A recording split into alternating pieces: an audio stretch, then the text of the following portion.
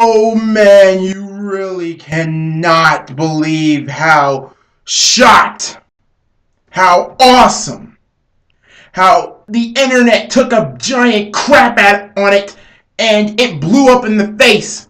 Hello everyone, this is Malcolm from representing the MCMA show, and I am here to give you my live thoughts on tables, ladders, and chairs last night. It's December 14th. Next week is Christmas. And you know what, by the way, you guys, from me to you, whoever supports this channel and subscribers and people who watch the views, take the time out to listen to me. I want to come up here and say thank you, and thank you for all the support, and keep it up for this year, and can't wait for 2016 to come up here with more videos and be more on with you guys. I would love, and also if this is your first time hearing me, please remember to like and subscribe, and let me know in the comments below what you thought about this video, what you thought about tables, ladders, and chairs last night. So on to the big pay-per-view itself. Let's start off with the pre-show. Sasha Banks and Becky Lynch. This was an okay match, I guess. It was okay. It was nice to see Sasha Banks in her hometown defeating Becky Lynch. I mean, if Becky would have won, oh my god. Oh my god, who would have known what happened there? I really shouldn't rate this match, but if I would have rated it, I would have probably rated maybe like a 2.5. It was nice to see Sasha Banks get the Duke in her own hometown. So next, let's go to the pay-per-view. As a whole, sorry. Ooh, where is that coming from? Okay, take two. Well, let's talk to the pay-per-view now. Tables, ladders, and chairs. Let's talk about, obviously, the match of the night. The triple threat tag team match for the WWE Tag Team Championships. The New Day versus the Usos versus the Lucha Dragons. Oh my goodness, this match was phenomenal. A phenomenal way to start off the pay-per-view. All three teams, you know what? They have all my respects. I could not tell you enough. I stand up and applauded everything. The spots were insane, especially the one that everybody is talking about. Kalisto's, I don't know how you can say it, so let's say like a reverse DDT, like a reversal DDT, but with a flip. He does it on Jey Uso on the top of a ladder, and Jey Uso lands back first. Also, Kalisto, too, on the ladder. That was insane. Also, Sin Cara doing a swanton through the ladder, onto the ladder, outside the ring. That was so insane.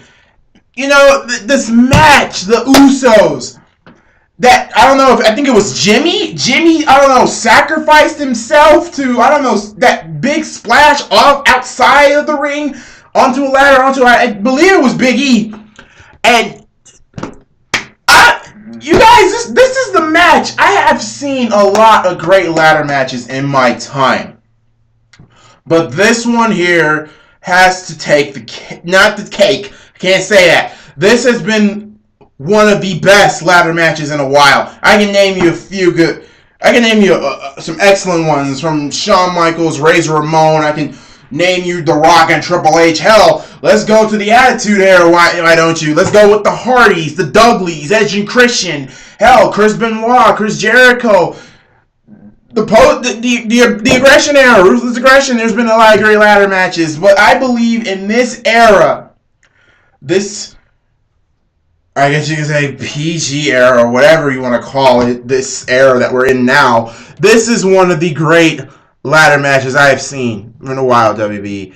Thank you, WWE. Thank you very much for letting me on my feet for tables, ladders, and chairs. That match, it deserves, it was a very good match. There were some botches, but the ending sees, Xavier Woods throwing the trombone at Kalisto. he hit dead aim too. What would have happened if he would have missed? That would be the most stupidest, the most dumbass botch ever. But anyway, that was enough to get the Duke. The New Day are still the tag team champions. I was right on Sasha Banks. I was right on New Day. Now let's get to a match that really, to me, should have never been on this card to begin with. I didn't know the card until I found out later on. Ryback versus Rusev. For two big beefy guys to go out there, it was okay, I guess, but everybody needed to catch their breath, and I love how WWE did it. Everybody had to catch their breath because what happened with that ladder match, that amazing ladder match. By the way, that ladder match got a 9 out of 10. Just to let you know, watch it. I recommend that match. But there's some more to come. It is that good. But anyway, back to Rusev and Ryback. Rusev and Ryback, not really a huge fan of Rusev, neither of these two, but they plan to have a really good, I guess, an okay match. It was, I'll give it a 6 out of 10. Maybe that was the only match right there that is the lowest. Now let's get to the United States Championship match. Alberto Del Rio versus Jack Swagger and Chairs match. Once again, this match was really good. It was entertaining. And it really had me thinking that Jack Swagger would beat Del Rio. I really thought, okay, WWE, are you trying to scare us a little bit? You're trying to stack it up by having Jack Swagger beat Del Rio, but no. Both men, execute the chair. I did like the ankle lock submission on the chair. I did like that. But the big coup de grace has to go to Del Rio with that, double feet to the chest, and Jack Swagger lands on a bunch of chairs. And that was a good way to end. And the match the ending is pretty believable. And you know what? I have to applaud both men. It was a really good match. And you know what? For a chairs match, it's way better than some chairs matches I've seen over the past. And you know what? I'm going to be cherishable and give it a 7 out of 10. All right. Now, Joey Styles, pause. Now, it is now time for an ECW tables elimination match. The Wyatt family versus the Dudley boys. So, let's talk about this match. If you want to talk about extreme, if you love people getting bashed in hardcore like myself, you're going to love this match.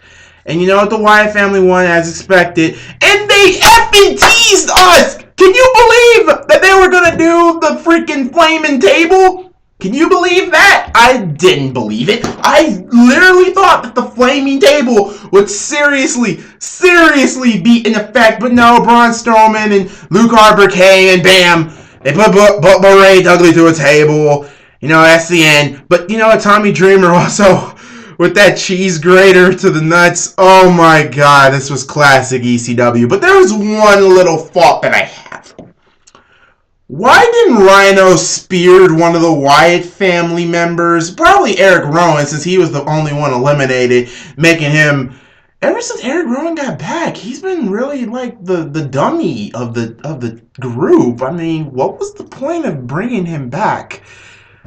I guess, but anyway, why didn't they let Rhino gore one of the Wyatt family? One of Wyatt family would have been better if it was Braun Strowman actually through a damn table. We all would love to see Rhino gore somebody through a table. I know I would. He gored a lot of people in ECW through a table and WWE through a table. Come on, WWE. Rhino's too violent. Come on. We would love to see Rhino spear somebody through a table. It wouldn't have hurt. Just like that freaking flaming table thing at the end. That really wouldn't hurt. But anyway, the Wyatt family won, as expected. So, we're looking good so far. Look, my predictions were looking good so far.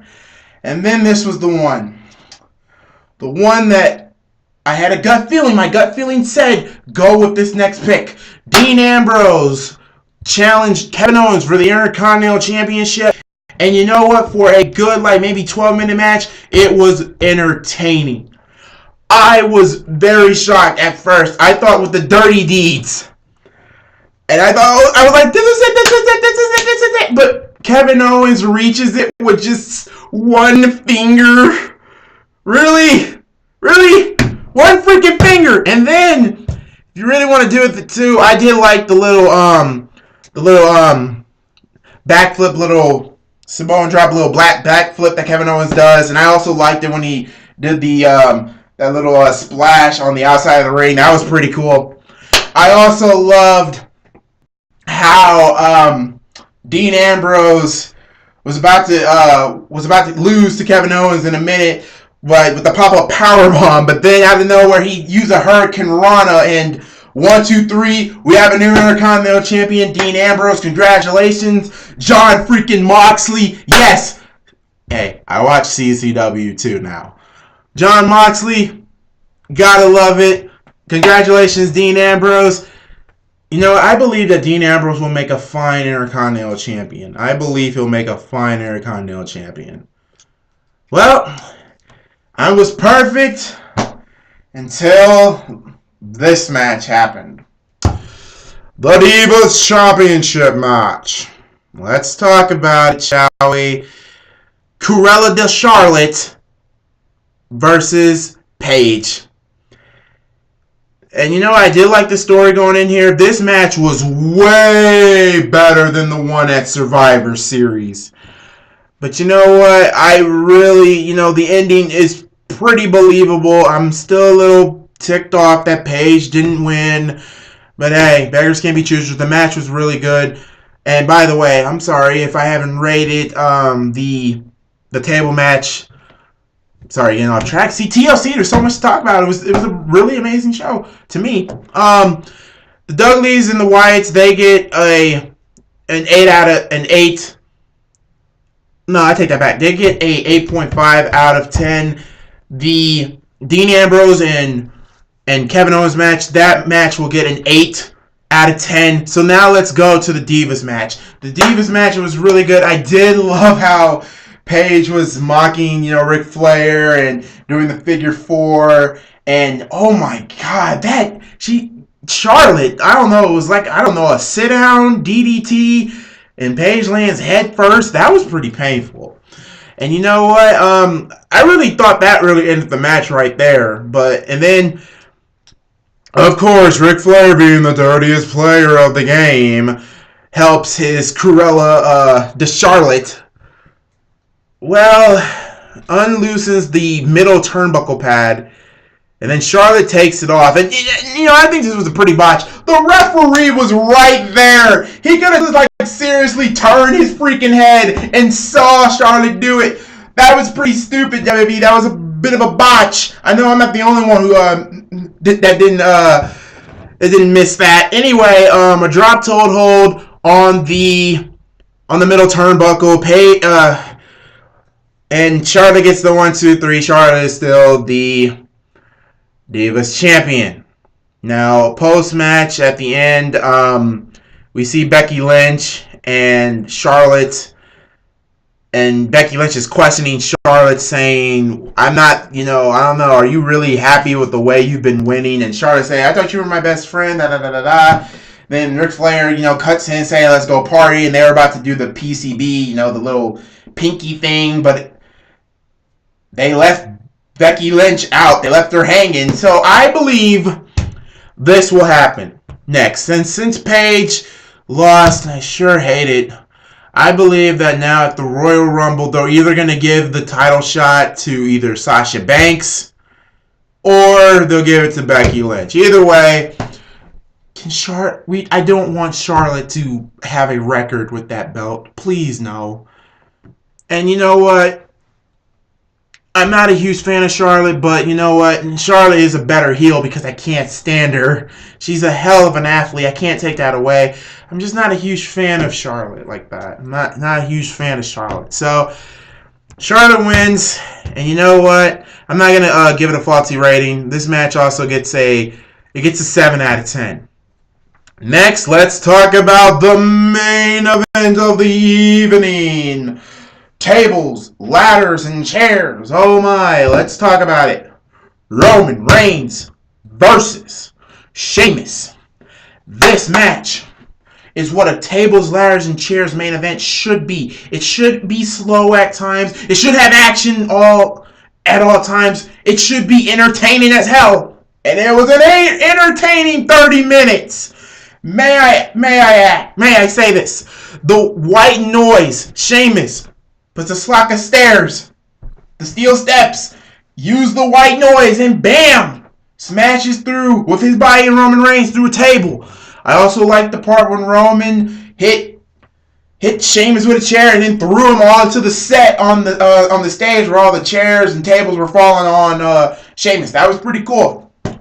But the most exciting part that really had me on my feet was the last 8 minutes with oh my god, that spot with the Samoan drop outside of the ladder. Ooh, that looks so painful.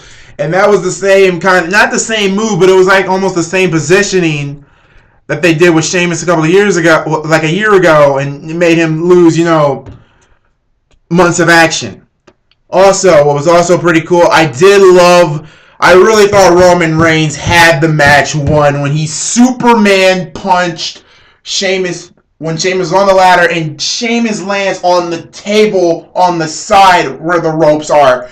Bam! I really thought that was it, but then here comes the League of Nations, Rusev and Alberto Del Rio. Where was Wade Barrett? Is Wade Barrett not really relevant in this storyline? I don't know. Was he sleeping? I don't know. Who cares? It was enough to distract Roman Reigns. They tried, but they failed for a minute, and then bro kick to the face. Roman Reigns is outside the ring, and Sheamus is climbing the ladder. Roman Reigns was trying to come back in and try to reach for it, but Sheamus got the belt. And Sheamus is still your World Heavyweight title. So I was wrong on two. I was wrong in the Divas title, and I was wrong in the main event. But the exciting stuff really more stuff exciting happens after the match. Sheamus spears both Del Rio and Rusev when they had lifted Sheamus on their shoulder. Bam, double spear, grabs a chair, starts wailing the hell out of Alberto Del Rio, Rusev, and especially Sheamus. If you have not seen Sheamus's back, it's all bloody and cut and bruised. People might say it's fake. People might say it's scripted, but you know what? Broken bones, scars, tissues, that's never fake. There's no way in hell they can have a makeup artist do that crap. He was hitting him for real. So, referees are coming out trying to stop Roman Reigns. And then here comes Triple H and Stephanie McMahon Helmsley. What the hell are they going to do? They can't stop Roman.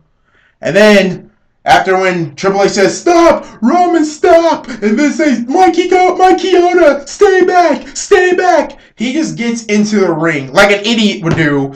Get into the ring. Roman is just looking, trying to calm down, and then out of the blue, bam! Superman punch to Triple H, grabs the chair, and starts wailing!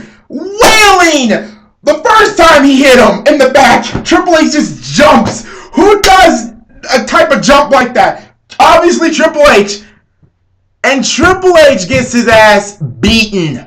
You guys, I'm not even bullshitting. He just literally, I'm not even bullcrapping with you. He is seriously beating the ever-living hell out of Triple H. And it is, wow, mind-boggling.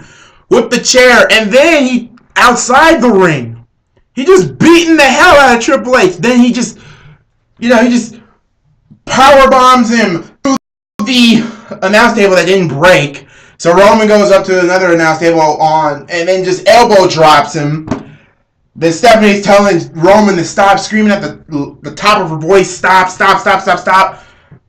He just literally, Roman did not just stop. He just literally beat the hell out of Triple H. And then Roman just leaves. It looked like he was about to go back in the locker room, and the EMTs were about to lift Triple H back up on his feet. Roman runs through and spears Triple H onto the concrete on the mats below. And the pay-per-view just ends off with that, with Roman Reigns, with a smile on his face, looking at all the destruction he caused.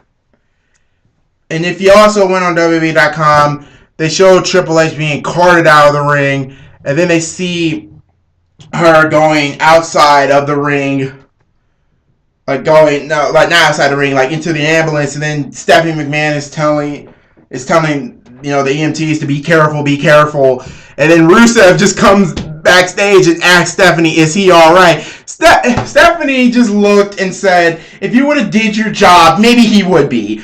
That was pretty funny. Now this match, you know what? With the whole match as a whole, for all the Roman Reigns haters, Roman Reigns did something that we all wanted to do to Triple H and Vince McMahon for the longest, for all the crap they showed on Raw.